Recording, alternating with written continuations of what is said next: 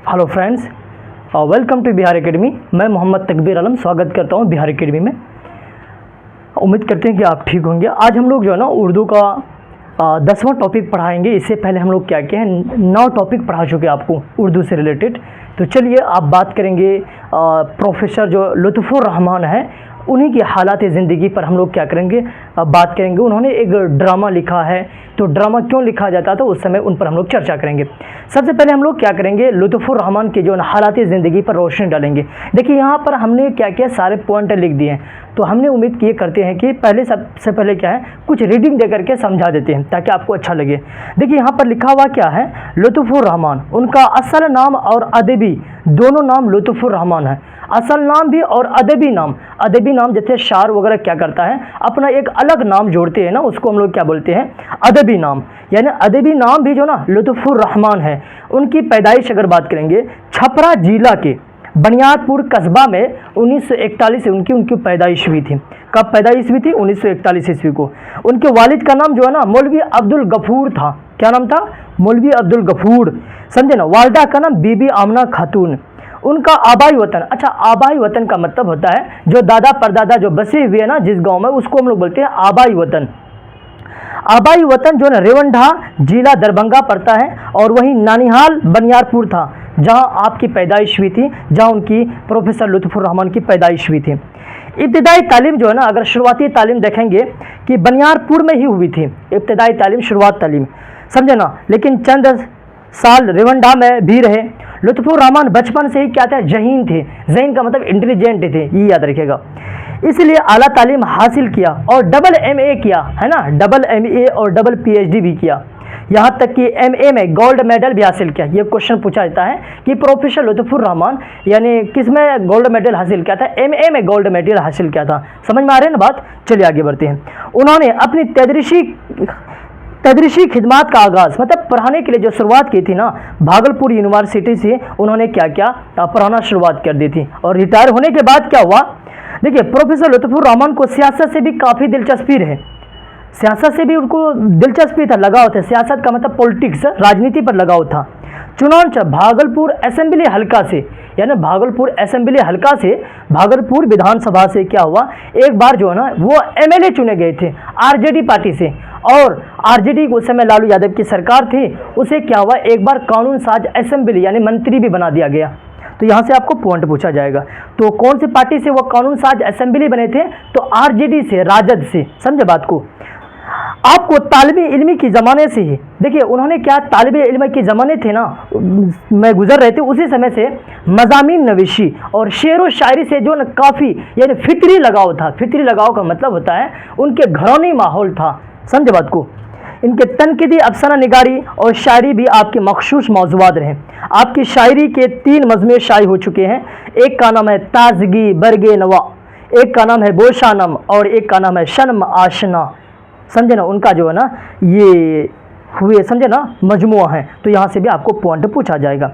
इनके अलावा कई ऐसे मुतअद्दिद किताबें लिखे, कई किताबें लिखे हैं जिनमें से है जदीद की जमालियत, नक्ता है हाँ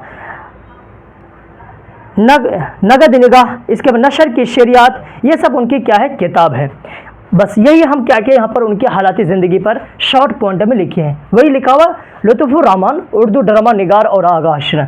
इनकी पैदाइश देखेंगे छपरा जिला के बनियारपुर कस्बा में 1941 ईस्वी को हुई, जो उनका नानिहाल है। आप यहाँ से आप पॉइंटों को क्या कीजिए लिख लीजिएगा। उनका आबाई वतन जो ना रेवंडा जिला दरभंगा पड़ता है, दरभंगा जिला है, वही उनकी क्या हुई थी, पैदाइश हुई थी। वालिद का नाम अब्दुल गफूर और वालदा का नाम बीबी आमना खातून। उन्होंने क्या किया, डबल MA और PhD भी किया, यहाँ तक कि MA में गोल्ड मेडल भी हासिल किया था। तो समझे बात को, उन्होंने क्या किया, MA में गोल्ड मेडल हासिल किया था। क्लियर है। सियासत में भी दिलचस्पी और राष्ट्रीय जनता दल RJD सरकार में क्या वजीर भी बने। शायरी मजमुआ कर देखें, ताजगी बरगे नवाज, शनम आशना, समझे ना, बोशानम, ये सब है। उन्होंने जो ड्रामा लिखा, कहा कि ड्रामा के लिए सबसे पहले जो लाजमी आंसर होता है ना वो स्टेज होता है। देखिए ये जो ड्रामा लिखा है ना उन्हीं के नाम पर लिख दिया, उर्दू ड्रामा निगार और आगा अशरा। आपको मालूम होगा आगा अशरा ये ड्रामा बहुत ही मशहूर ड्रामा निगार है, उन्हीं के नाम पर भी लिखा। सबसे पहले कहा कि ड्रामा कहीं पर भी अगर किया जाए, प्रस्तुत किया जाए, तो उसके लिए जो ज़रूरी होती है ना निहायत ज़रूरी, वो ज़रूरी क्या है, स्टेज है। बगैर स्टेज से आप ड्रामा क्या है नहीं कर सकते हैं। तो चलिए थोड़ा सा हम लोग बात करते हैं ड्रामा पर, उन्होंने क्या क्या लिखा। कहा जाता है कि ड्रामा जो है ना, हमारी ज़िंदगी पे जो पिछड़े हुए दबे हुए लोग होते हैं ना, उसे उभारने के लिए लोग क्या करते हैं, ड्रामा करते हैं। जो समाज में फैली हुई बुराई हो, मुआशरा में फैली हुई बुराई हो, समझे ना, उन्हीं को दूर करने के लिए क्या करता है, लोग ड्रामा के माध्यम से लोगों को समझाने की कोशिश करते हैं। लेकिन ये अभी जो जदीद दौर में ड्रामा कई हिस्सों यानी कई तरह का लिखा जाता है। पहले जो ड्रामा लिखी जाती थी तहजीबी से रिलेटेड, मजहब से रिलेटेड, समझे ना, लोगों को समाज से सुधारने के रिलेटेड, जो माशरे में जो तब्दीलियाँ आ गई है उनको सुधारने के लिए ड्रामा लिखा जाता था और लोगों को समझाया जाता था ड्रामा के माध्यम से। लेकिन आज के दौर में क्या हुआ, ड्रामा में भी कुछ तब्दीलियाँ आ गई। अब फनी एतबार पर लोग क्या कर रहे थे, ड्रामा लिखा जाता है। लेकिन जिस तरह एक शायर ने कहा कि अपना यानी जिस तरह कंपनियां बेशुमार बढ़ रही है ना, उसी तरह में ड्रामा लिखने वालों की तादाद भी अनगिनत बढ़ते जा रहे हैं। उनमें से अक्षर में ना कोई जौक ना कोई इल्मी रहता है। लोग क्या करते हैं, ड्रामा लिखते चलते हैं। मुसलसल लोग क्या कर रहे हैं, ड्रामा लिखते जा रहे हैं। तो बेतहाशा ड्रामा लिखा जा रहा है। आगा हशर के ड्रामा निगार 1901 ईस्वी में हुआ था। उनके कबल सर सैयद अहमद खां भी ड्रामा लिख करके, जब आपको मालूम होगा अलीगढ़ तहरीक जब चला रहे थे भारत में, जब 1857 की जंग आज़ादी थी, उस समय भी लोग क्या करते, ड्रामा लिख करके लोगों को रूबरू करवा रहे थे कि हमारे साथ अंग्रेज ने किस प्रकार किस तरह का यानी मतलब जबर इस्तेहसाल कर रहे हैं। उनको लोगों को समझने की कोशिश कर रहे थे, किसके माध्यम से, ड्रामा के जरिया। समझे बात को। हाली शिबली, मोहसिन मुलुक, अनेक ऐसे लोग हैं जिन्होंने क्या किया, ड्रामा लिख करके लोगों को समाज में सुधार किया, समझे, और इनकलाब पैदा किया। अलीगढ़ तहरीक के बाद जो ना समाजी और मुआशरे में जो तब्दीलियाँ आई थी, उस समय भी क्या हुआ, ड्रामा लिख करके लोगों को जो ना सुधारने की कोशिश किया था। लेकिन आज ड्रामा में ना जाने मतलब अलग अलग तरीके से जो ना फ़नी एतबार पर लोग ड्रामा लिखते हैं। ना ही किसी पर इस तरह से समाज में कोई तब्दीली आ रही है, ना किसी और यानी सियासत में भी तब्दीली आ रही है। तो लोग पहले इस तरह ड्रामा लिखते थे, आज ड्रामा में क्या हुआ, तब्दीली आ गई।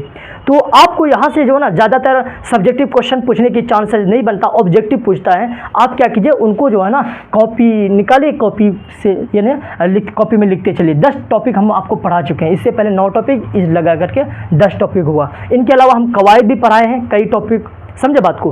बाकी आज यहीं तक रखते हैं। अगर किसी तरह का अगर कोई प्रॉब्लम होगा आप जो है ना कमेंट बॉक्स पर कमेंट कीजिए, समझे बात को। यहीं तक रखते हैं। जय हिंद, जय भारत, स्क्रीनशॉट लीजिएगा।